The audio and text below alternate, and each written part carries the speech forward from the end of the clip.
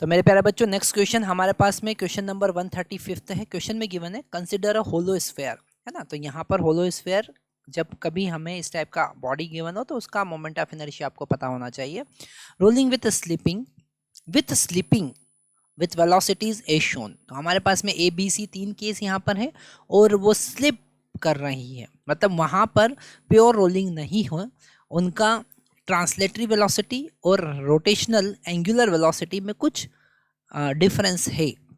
Okay, find the translatory velocity after the hollow sphere start pure rolling. हमको वही find करना है कि जब वो प्योर रोलिंग परफॉर्म करने लग जाए, और प्योर रोलिंग परफॉर्म अगर वो करेगा तो उसका velocity v is equal to omega r, दोनों में रिलेशन होगा, ट्रांसलेटरी वेलोसिटी और एंगुलर वेलोसिटी में रिलेशन होगा।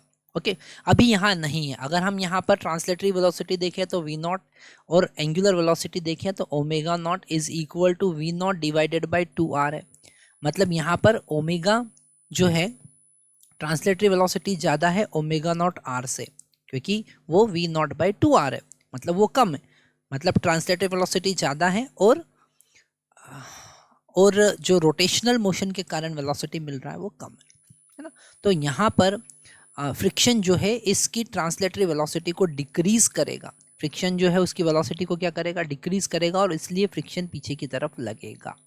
ओके, और ये फ्रिक्शन टॉर्क प्रोवाइड करेगा, ये फ्रिक्शन टॉर्क प्रोवाइड करेगा जिससे अल्फा एंगुलर एक्सेलरेशन बनेगा। तो यहाँ पर हम दो इक्वेशन लिखेंगे।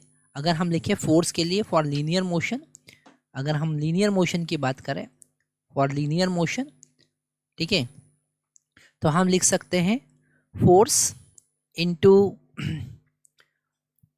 Force is equal to mass into acceleration, मतलब v minus v naught divided by t।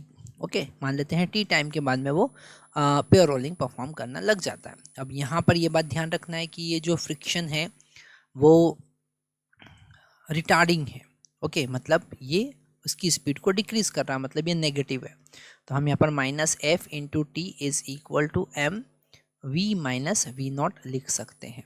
Okay, और अगर हम रोटेशनल मोशन की बात करें तो यहाँ पर एफ जो है वो टॉर्क प्रोवाइड करेगा, तो F into R into T is equal to I into omega minus omega naught लिख सकते हैं। ओमेगा जो है उसका फाइनल वेलोसिटी है ना।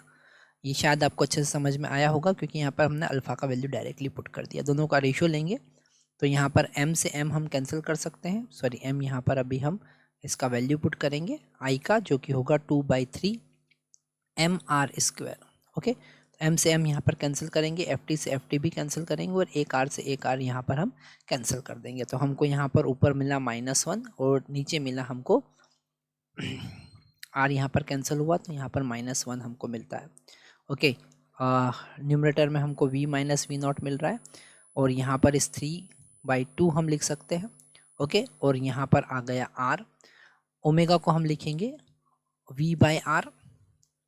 ओके, और ओमेगा नॉट का वैल्यू हमको पता है, that is v naught divided by 2r। तो इस इक्वेशन को सॉल्व करके हम v का वैल्यू फाइंड कर सकते हैं। यहाँ पर मल्टीप्लाई करेंगे, r तो यहाँ पर कैंसिल हो गया है ना, तो -2 into V minus V naught is equal to 3 into V minus, यहाँ पर एलसीएम हमको लेना पड़ेगा, तो यहाँ पर बाई 2 होगा minus V naught as it is. Okay, 2 का अंदर मल्टीप्लाई करेंगे, हमको आगे मिल रहा है -2v। Okay, plus V naught is equal to 3v minus 3v naught. Okay, तो ये आगे इसको सॉल्व करेंगे तो हमको यहाँ पर मिलेगा